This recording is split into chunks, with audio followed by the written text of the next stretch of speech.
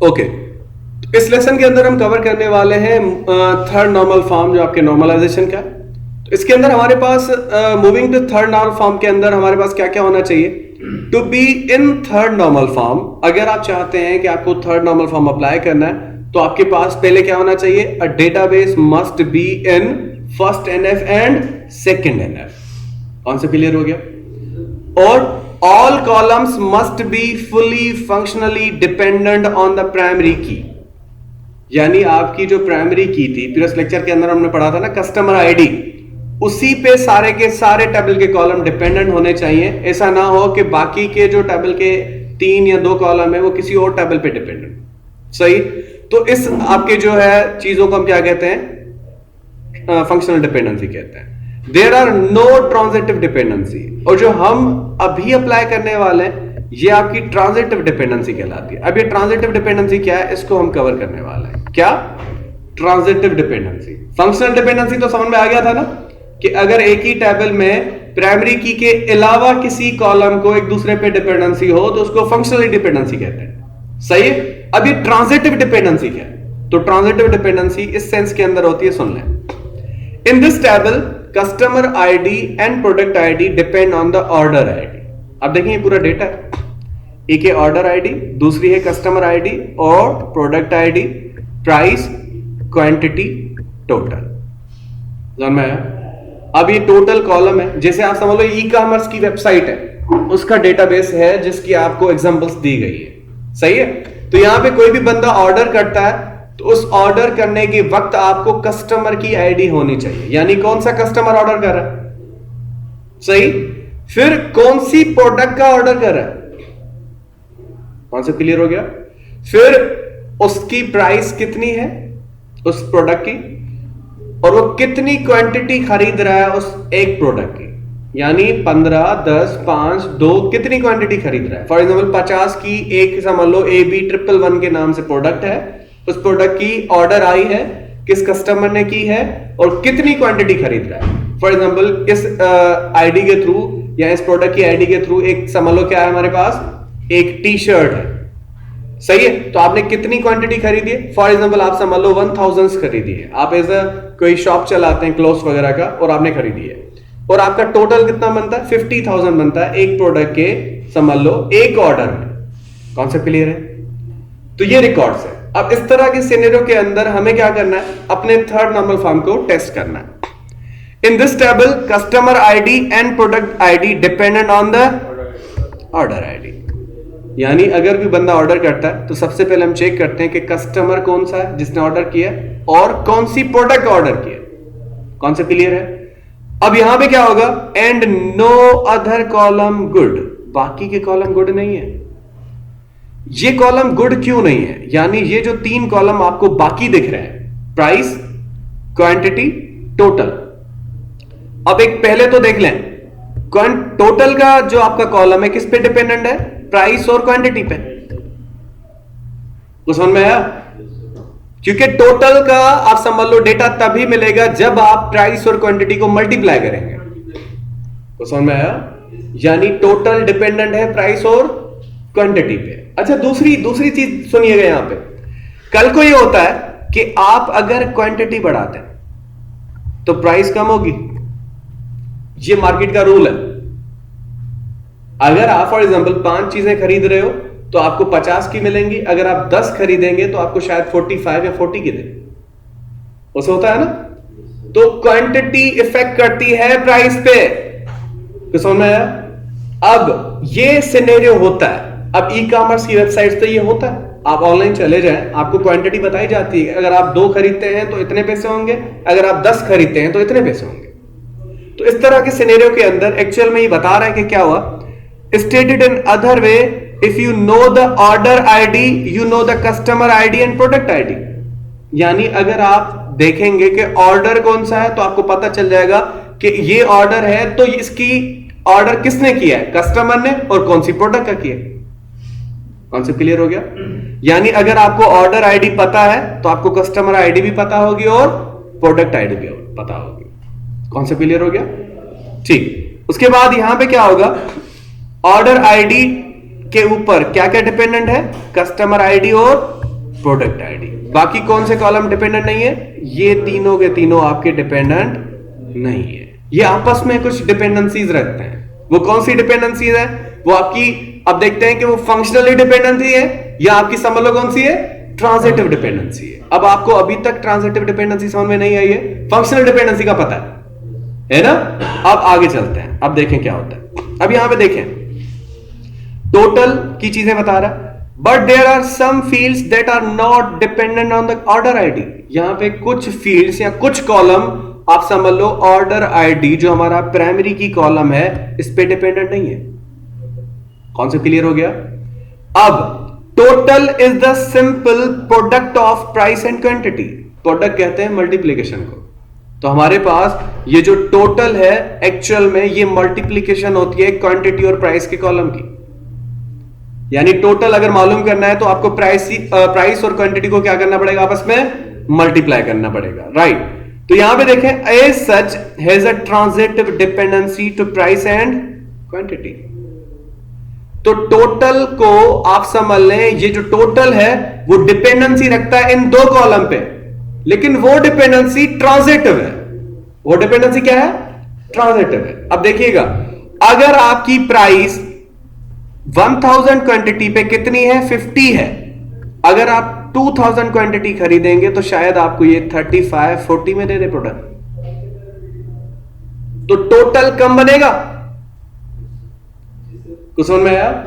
तो अगर आपकी क्या होती है, क्वांटिटी बढ़ती है, प्राइस कम होती है, तो ट्रांजिटिव इसी को कहते हैं, चेंज। समझ में आ रहा है? Transitive means change. तो क्वांटिटी बढ़ेगी, प्राइस कम होगी, तो टोटल भी जाहिर है क्या होगा? ट्रांजिटिव डिपेंडेंसी रखता है। किस पे? इन दोनों पे, राइट? तो यहां पे देखें, because it is a calculated value, क्योंकि ये तो कैलकुलेटेड वैल्यू है ना, टोटल जो है, doesn't need to be included at all. वैसे हम ये अलग से इंक्लूड नहीं कर सकते, ये आपकी कहीं ना कहीं से मिलके आ रही है, एज अ मल्टीप्लीकेशन आ रही है। अब यहां पे देखें, also we can see that price isn't really dependent on the product ID. अब प्राइस भी हमारी किस पे डिपेंडेंट नहीं है? प्रोडक्ट पे डिपेंडेंट नहीं है कि अगर ये प्रोडक्ट है तो इतनी प्राइस होगी, कभी नहीं। क्योंकि मैंने कहा कि प्राइस आपकी किस पे डिपेंडेंट है?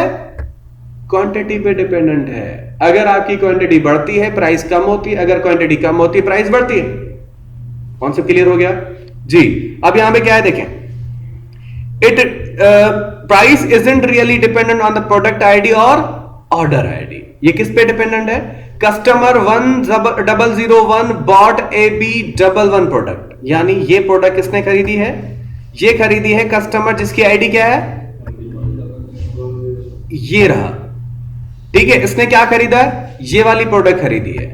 अब ये प्रोडक्ट तो खरीदी है, लेकिन कैसे? देखें, एंड फॉर 70, यहां पे देखें, अब इसने पहले ऑर्डर किया था ऑर्डर 1। इस ऑर्डर 1 के अंदर इसने क्या किया? $75 इन ऑर्डर 7, यानी यहां पे इसने क्या किया? सुन लें, मैं इसको फिर से पढ़ देता हूं, सुन लें। Customer 1001 bot AB11 product for $50, यानी इस कस्टमर ने एक ऑर्डर किया पहला, और जिसने क्या कितनी क्वांटिटी खरीदी? 1000 की क्वांटिटी खरीदी इस प्रोडक्ट की, जिसका नाम, जिसकी आईडी क्या है? AB11 है।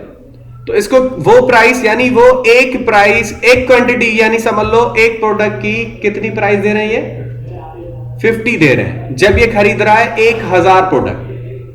अगर वही यूजर, यानी वही उसी कस्टमर की आईडी देखें, यहां पे दिख रही है 1001, यानी इसी कस्टमर ने फिर से ऑर्डर किया उसी प्रोडक्ट AB11 का, और उसने कितनी क्वांटिटी खरीदी?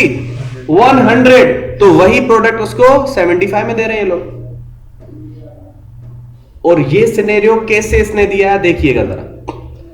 May be price is dependent on the product ID and quantity.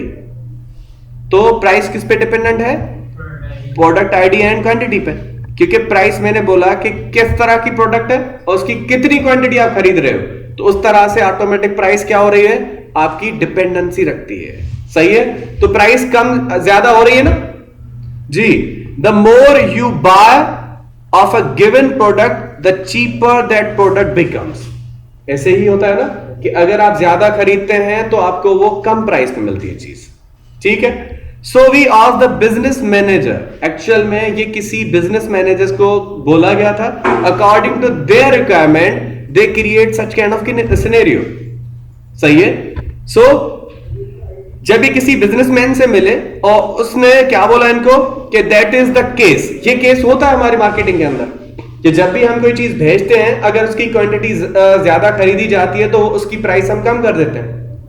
तो जाहिर है अगर आप ऑनलाइन कोई शॉप खोलते हैं तो वहां पे भी डेटा मैनेज होना चाहिए ना हमारा। चलो लोकल में तो हम मैनेज कर लेते हैं, लेकिन आपको वहां पे तो डायनामिक आपकी क्या करनी पड़ेगी, सारी चीजें मेंटेन करनी पड़ेगी। सही है जी। अब यहां पे देखें, we say that price has a transitive dependency on product ID. तो यहां पे क्या है, प्राइस आपकी ट्रांजिटिव डिपेंडेंसी रखती है प्रोडक्ट के ऊपर एंड क्वांटिटी के ऊपर। अब ट्रांजिटिव डिपेंडेंसी क्यों, मैंने आपको बोला कि अगर आप कोई भी प्रोडक्ट किसी भी क्वांटिटी के लिहाज से खरीदते हैं तो आपकी उसकी प्राइस कम ज्यादा होती रहती है, यानी price is a transitive dependency. किसके ऊपर ट्रांजिटिव डिपेंडेंसी रखता है ये, क्वांटिटी के ऊपर और प्रोडक्ट के ऊपर। कॉन्सेप्ट क्लियर हो गया।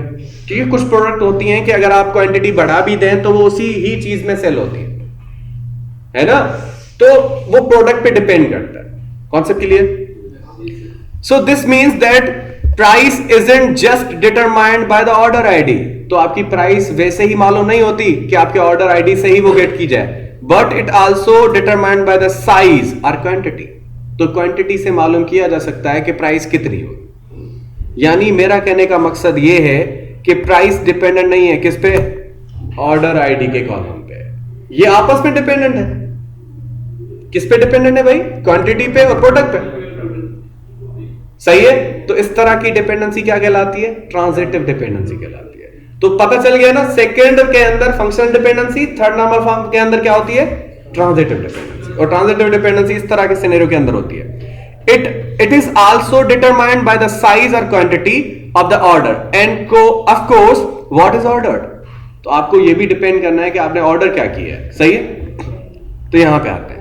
अब आपको यहां पे कुछ डायग्रामेटिकली बता रहा है, क्या है, लेट्स डायग्राम द डिपेंडेंसीज। यहां पे आपको डायग्रामेटिकल रिप्रेजेंटेशन बता रहा है कि रिप्रेजेंटेशन किस तरह से, यानी डिपेंडेंसी किस तरह से। देख लें, we can see that all fields are dependent on the order ID। हम कह सकते हैं कि भाई सारी fields order ID पे डिपेंडेंट करती हैं या डिपेंड करती हैं।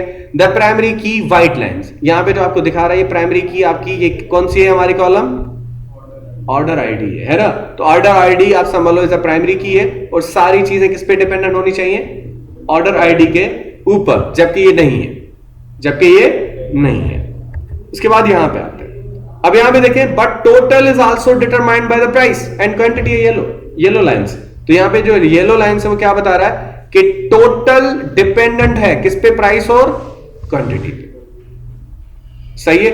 और रेड लाइंस क्या बता रही है, this is a derived field. ये एक्चुअल में इन दोनों से ड्राइव होके बनता है, ये ड्राइव्ड फील्ड है। समझ में आया, यानी इसकी अपनी कोई एग्जिस्टेंस नहीं है, ये तभी है जब ये दोनों है।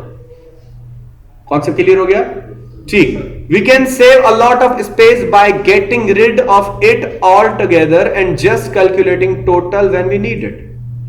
तो हम इस सबको निकाल के या अपना डेटा का जो स्पेस है वो सेव कर सकते हैं अगर हम इस पूरी चीजों को इधर उधर कर लें। देखने क्या होगा, तो यहां पे हम क्या करें, price is also determined by both price and quantity. तो प्राइस आल्सो डिपेंडेंसी रखती है किस पे, प्रोडक्ट पे भी और क्वांटिटी पे भी। तो ये आपको रेड लाइंस बता रही हैं। और यहां पे क्या है, this is also called transitive dependency. तो ट्रांजिटिव डिपेंडेंसी किसको कहते हैं कि आपका एक कॉलम दूसरे कॉलम पे डिपेंडेंट हो, लेकिन वो इस तरह से कि आपकी एक चीज कम हो तो वो भी कम हो और वो बढ़े तो ये आप समझ लो ऑटोमेटिक, यानी वो बढ़ेगा तो ये कम होगा, ये कम होगा तो वो बढ़ेगा। सही है, इस तरह से। तो ये आपकी क्या है, we must get rid of transitive dependencies to have a third normal form. और अगर आपको थर्ड नॉर्मल फॉर्म में जाना है तो then you must have to remove such kind of transitive dependency.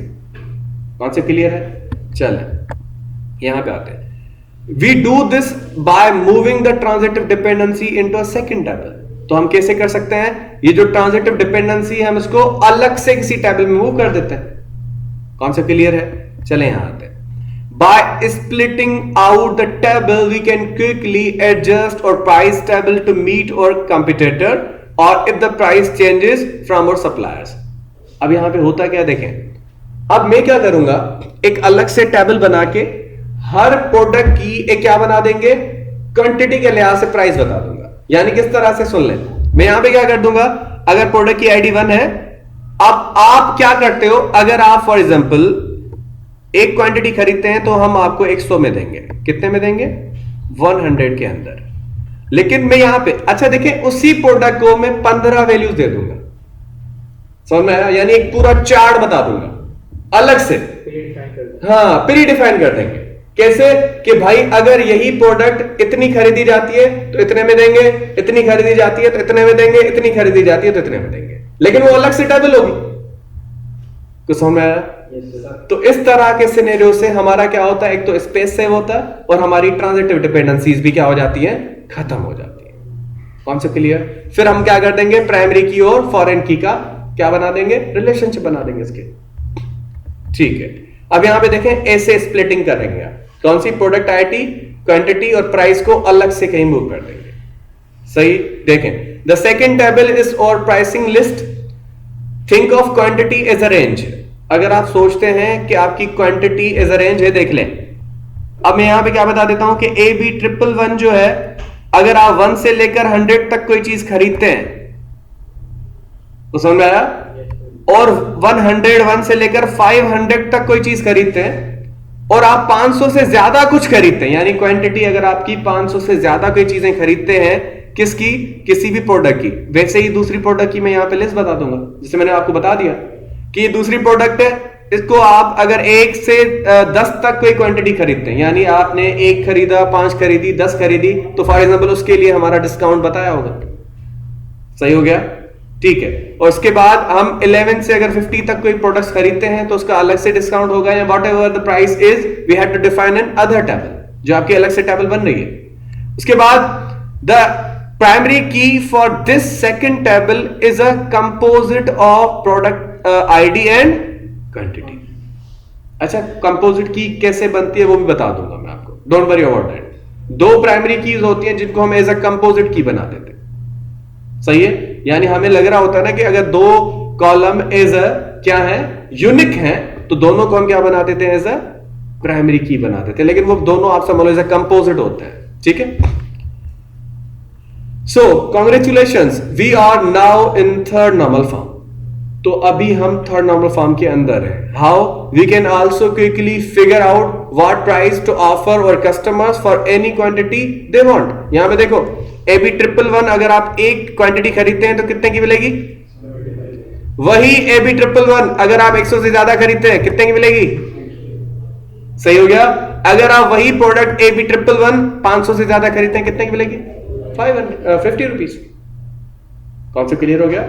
तो इस तरह के सिनेरियो में हमारा क्या बचता है, टाइम बचता है, स्पेस बचता है, और हमारी कोई डिपेंडेंसी नहीं होती। सही हो गया? चलें, तो समराइज अगेन, फिर से समराइज करते हैं तीनों नॉर्मल फॉर्म्स को, या आप समझ लो थर्ड नॉर्मल फॉर्म को।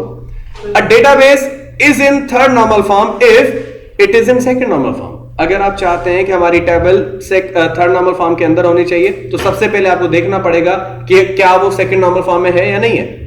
It has no transitive dependencies, आपकी कोई ट्रांजिटिव डिपेंडेंसी नहीं होनी चाहिए। कौन से क्लियर है? उसके बाद a transitive dependency exist when one attribute or field is determined by another non key attribute or field. तो आपका यहां पे नहीं होना चाहिए कि एक फील्ड दूसरी फील्ड से आपकी कैलकुलेट होके मिले। सही है, जैसे आपका टोटल हो रहा था ना, जैसे टोटल आपके पास आ रहा था वो किसी 2 फील्ड से बन के आ रहा था, तो इस तरह का सिनेरियो ना हो। We remove fields with a transitive dependency to a new table and link them by a foreign key. तो जो डिपेंडेंसीज थी या आपका डुप्लीकेशन ऑफ डेटा आपको बार बार मिल रहा था, हमने उनको दूसरी टेबल में मूव कर दिया। क्या कर दिया? दूसरी टेबल में मूव कर दिया। Okay, a database is in second normal form if it is first NF। तो आपको पता फर्स्ट NF के अंदर क्या होता था, सेकंड के अंदर क्या होता था, थर्ड के अंदर क्या होता था, what ever the things were. ठीक है, तो ये थे हमारे पास। फाइनली हमारे पास देखें क्या होता है, a database in first NF, आपको पता था। ये आपकी ओवरऑल समराइजेशन कर रहा है कि फर्स्ट फॉर्म के अंदर क्या होना चाहिए, सेकंड के अंदर क्या होना चाहिए और थर्ड के अंदर क्या होना चाहिए। दैट्स ऑल, यही थे आपके नॉर्मलाइजेशन के फॉर्म। आई होप आपको ये क्लियर हो चुका होगा। ठीक है।